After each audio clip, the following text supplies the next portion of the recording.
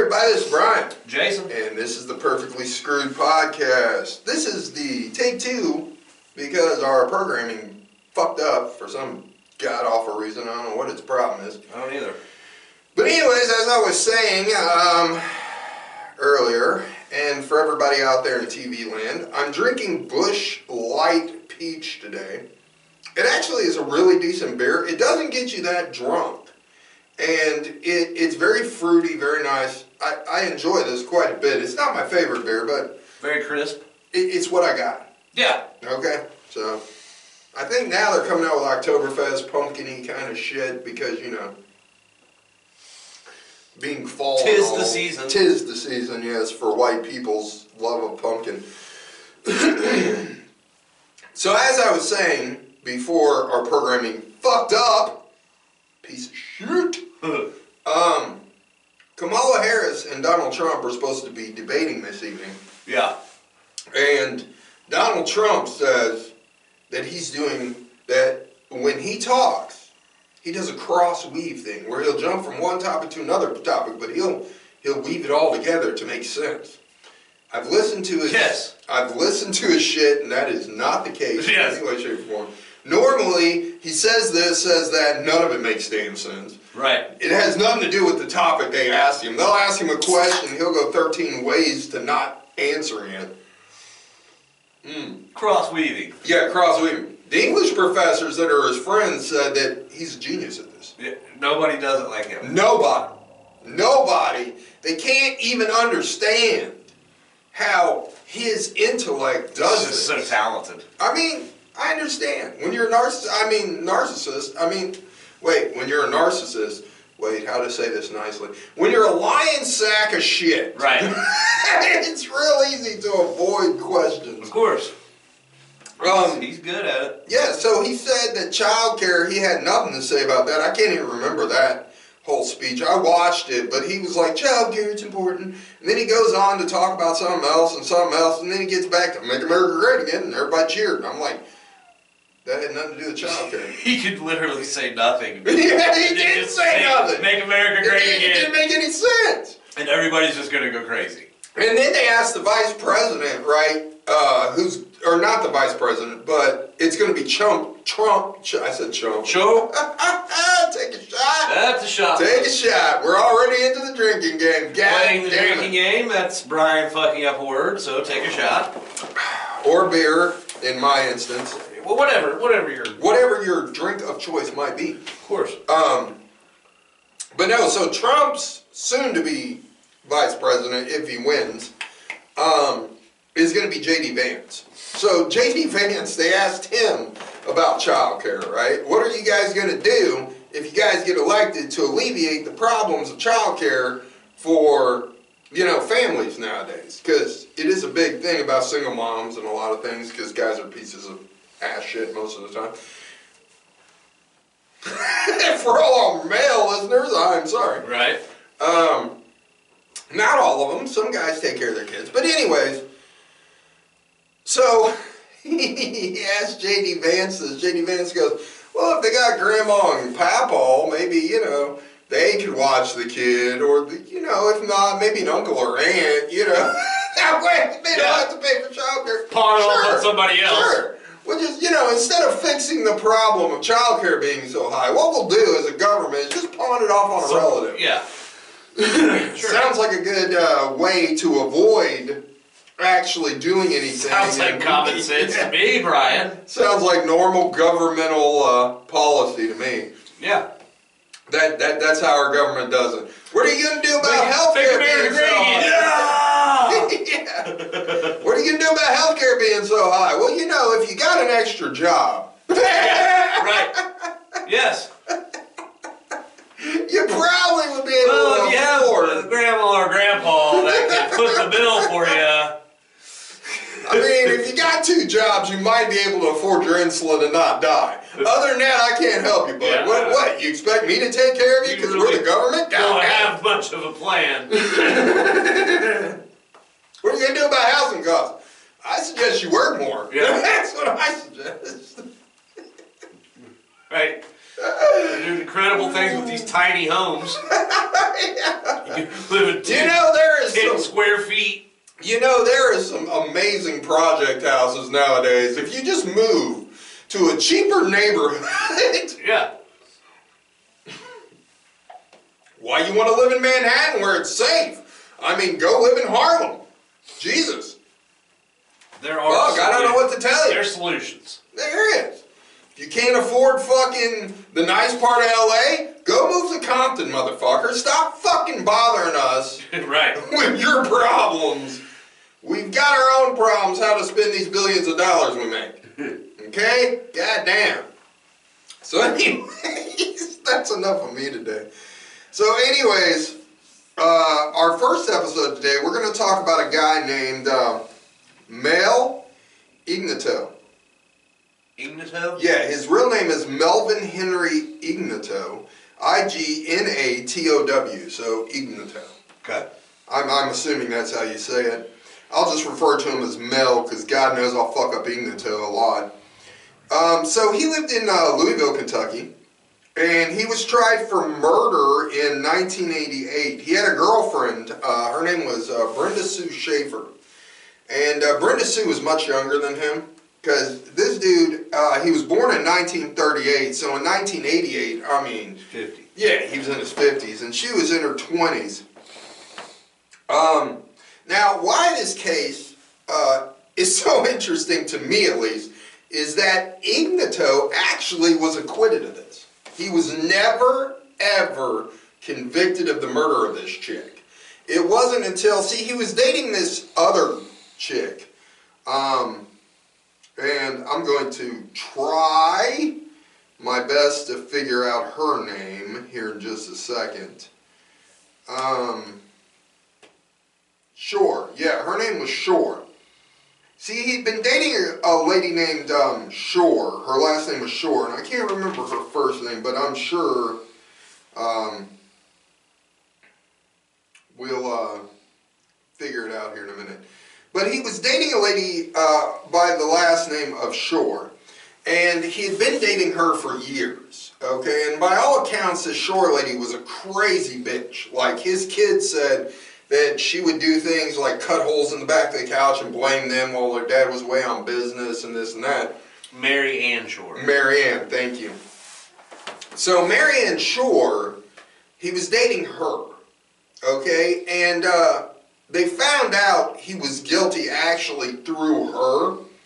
And then later on, after he was acquitted, they found actual physical evidence of the murder. But we'll get into it in a second. So...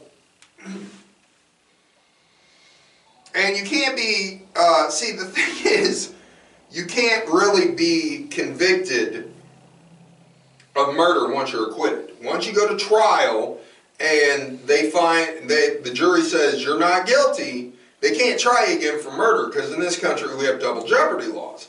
So, because of those laws, they couldn't try this motherfucker again, even though they knew, the FBI knew for a fact this motherfucker did it, because they found actual videotapes. Because see, what happened was when he went to prison, okay, the first time, for the murder, his son had to sell his house and his belongings to pay for the attorneys, you know, to get him acquitted. So he gets acquitted. They sell the house. Okay, the new people that move into this Melvin's dude's old house start tearing up the carpet.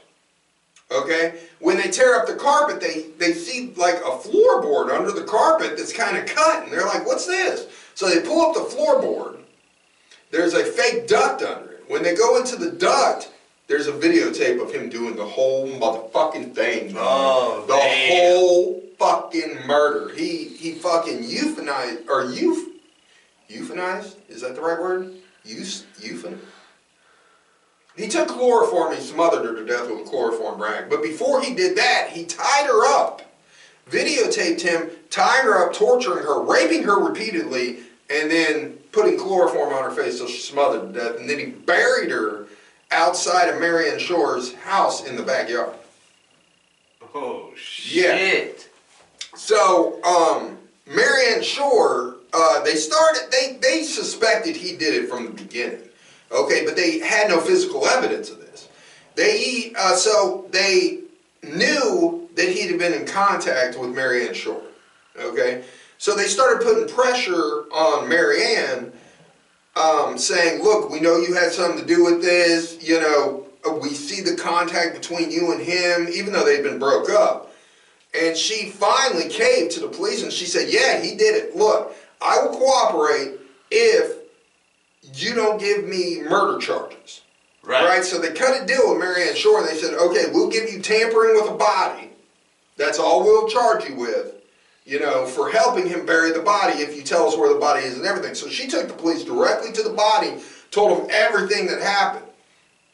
Okay, well, they examined the body and everything. They knew the body was suffocated, but they couldn't prove. There was no DNA on the body. The body had been wiped clean. I mean, he did a good job of covering this shit up. There was no proof to link him to the murder at all, except for the testimony of Marianne Shore. So when it went to trial, basically they said, hey, the defense said, hey, you have no physical evidence, man. None. You have this one woman who's a scorned ex-lover who's clearly obsessed with this guy. And she's saying he did all this, but we're saying he didn't do shit. Yeah. So the jury, of course, you know, they came back with no evidence, except for this bitch who, you know, clearly is his scorned ex-lover, so they're not going to believe anything she's saying. So,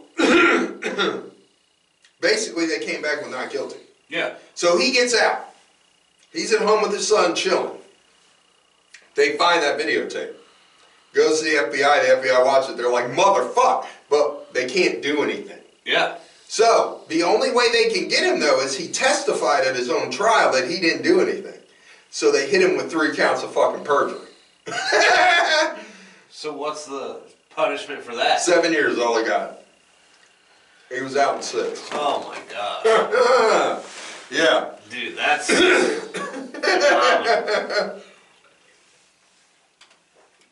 See, because most of the time...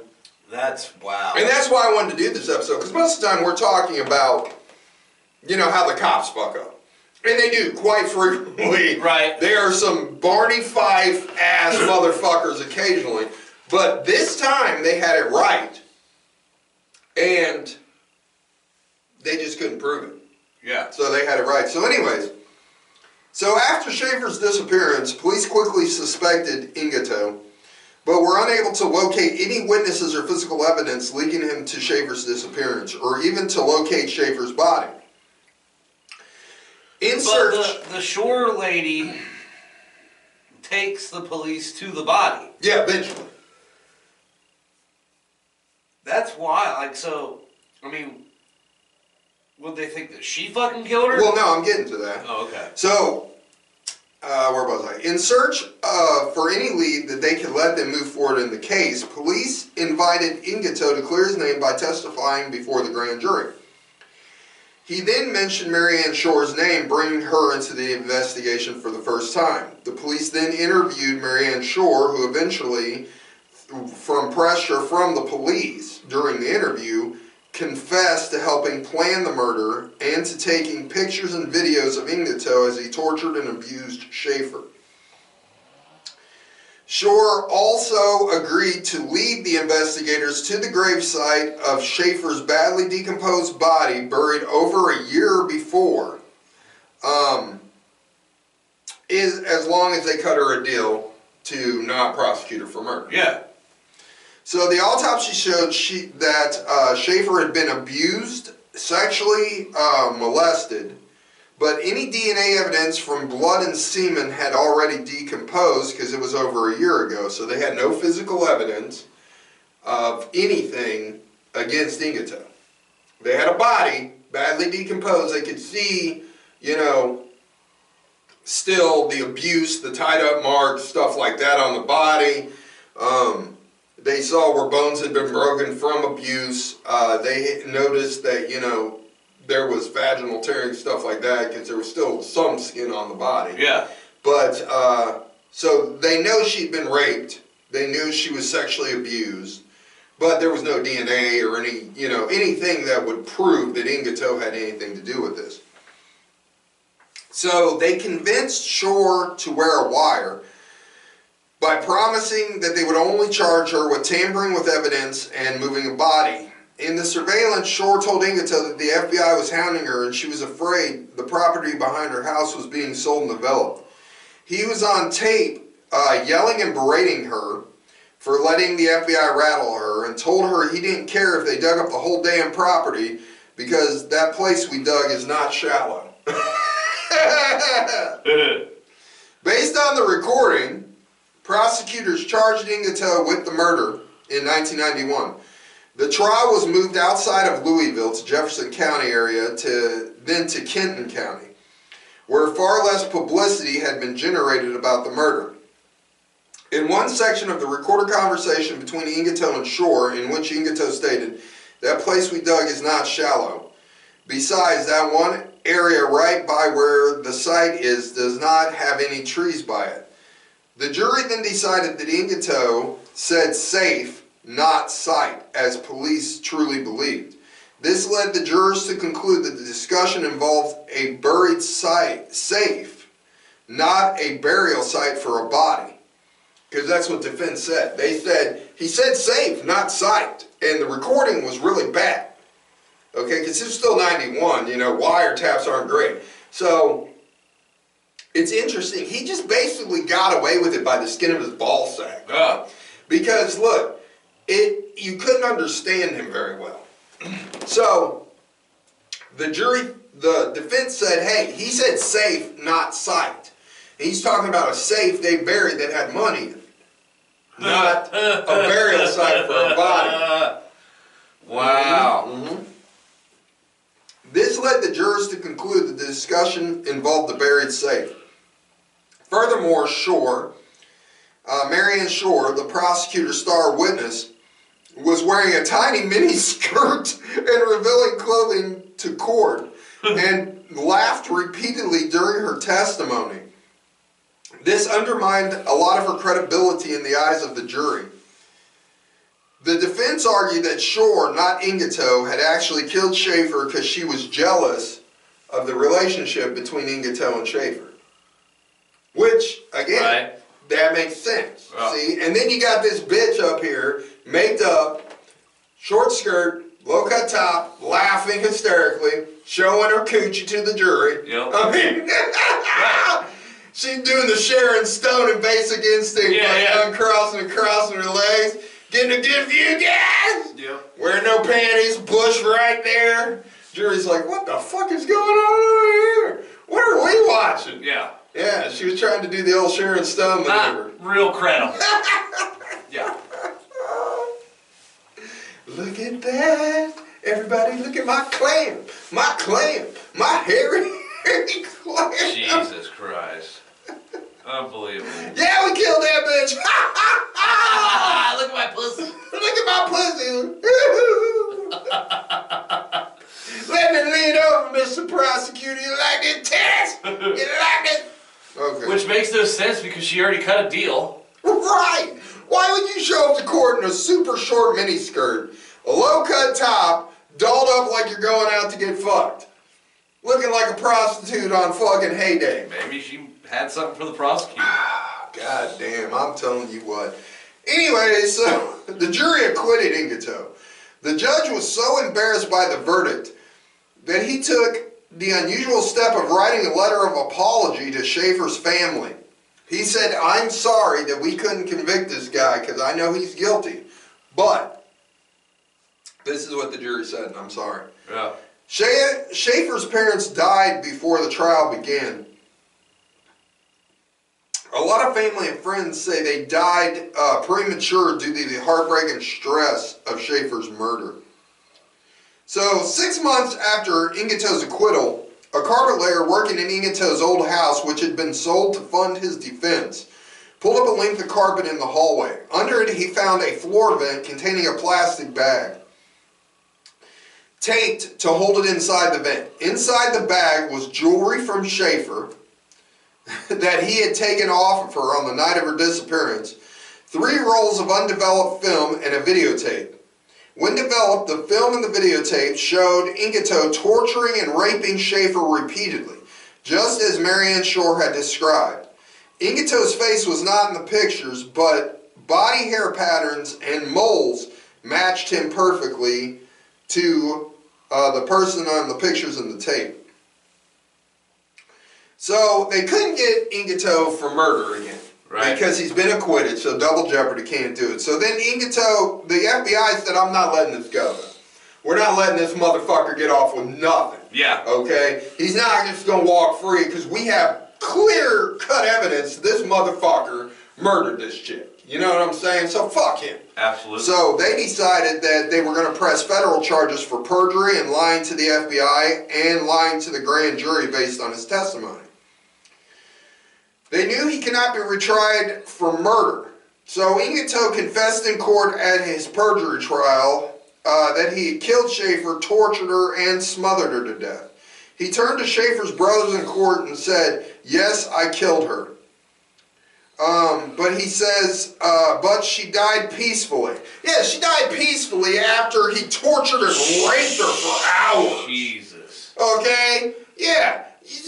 You killed her with chloroform, so the death itself wasn't violent, but you tortured and raped this chick for hours, dog. Yeah. Yeah, what do you mean she died peacefully? Oh yeah, after the torture and rape, she died real peacefully. After, Marianne over here was watching me beat up that pussy while she was tied up and smack her around, she died real peacefully. And I have no sympathy for the Marianne bitch either, because she's the one that was recording. Okay, so she was over there probably buck-ass naked finger banging herself while this dude tortured and raped this young girl. That's crazy. So I have no sympathy for either of these sorry motherfuckers, man. No. They should have executed both them sons of bitches, if you ask me. I just fuck that. I mean, I get the whole double jeopardy thing, but man. Yeah, but Jesus Christ, when you got evidence like that, Right. I mean, you think... Right. When you got a fucking I'm video sorry. tape. And let me explain something to you. I'm sorry, but I'll tell you right now, if I was her brother, double jeopardy my ass. I'd be waiting till the day that motherfucker got out of prison, because they wouldn't have had to worry about executing him, because I'd have hunted him down and fucking strung him up like a pig. Yeah. And they would have found a fucking tortured ass corpse. Yep. So, Ingito pled guilty and was sentenced to 8 years and 1 month in prison. He was released in federal prison, though, in 1997 after only serving 6 years of an 8-year sentence. He returned to Louisville, living in a home only 4 miles from the house where he murdered Schaefer. And actually, his son... God damn. I watched an episode about his son. His son hated him for a while and was very conflicted, but his dad had nowhere to live when he got out of prison. So his son was actually a very, nice guy about all this. Even though he knew what his dad did and everything, he still took his father in for a year so he could get back on his feet. Which, I don't know if I could have done that. No, I wouldn't. But, I mean, he's a better human being than I am. I guess. But, side note, it's interesting. So in 2008, Ingito was found dead in his apartment. He was 70 years old. And it's interesting because this shows karma right here. Okay, what happened was he was 70 years old. He was getting up out of his recliner. He accidentally tripped. He fell through a glass table and severely cut his arm. Oh, shit. Stumbled through the house and died, actually bleeding to death from the cut in his arm. Really? Tried to reach the phone, couldn't get it. Was too weak to get up, and just laid there and had to suffer slowly and bleed to death. That is karma. That's karma. Absolutely. Right. 100%. Yeah, you think you got away with something, motherfucker. Right. And our laws aren't going to get you, but the laws of the universe. Gotcha. And that's why I'm a Buddhist. See, that's why if I had to put myself in a religious category, I'd say Buddhism is the closest to what I believe. At least closest to my belief system. Because I believe in reincarnation and I believe in karma. I believe that, yeah, you might think you got away with something and you might get away with it here. But God, the universe, whatever you want to call it, guess what? There's payback coming for you, motherfucker. Yeah. There is payback coming, and everything you get away with is going to eventually come back around and bop you right in the asshole. Buddy. Yeah, because that's wild. Yeah. Just happened to randomly stumble, go through a glass coffee table, cut his arm so badly that he had to lay there. They said he laid there. Yeah, he tried to go to the kitchen. He tried to make it down the hallway. There was blood trails all over the house. Oh, shit. He made it to his room where the phone was, and that's where they found the body. He was also a very sick man in his last years, plagued with many diseases. I said diseases. Diseasem. Diseasem. Please take a shot. Bottoms up, everybody, for the diseasem. So yeah, so he's sick, all these diseases. Yeah. And then dies, and yeah. And he was in severe pain the last few years. It's too bad. Yeah. Couldn't happen to a nicer What a guy. shame, right. Yeah. And the thing is, they said he laid there for 3 hours bleeding to death, slowly, in pain, before he actually died. Man. So that is what you fucking get. Yeah. Yeah. I mean, You fucking the last 10 years of your life, served you're in 6 severe fucking years pain. for fucking rape, torture, and murder. And the last 10 years of your life, you're in severe arthritic pain. The neighbor said he would beg Jesus to come and take him just to end his suffering. And he did. Oh, he took him. Yeah. Yeah. That's wild, man. Yeah. That really is. That's insane. So that's our episode on Mel Ignato. And I hope you guys liked it. And we will see you next time. Later.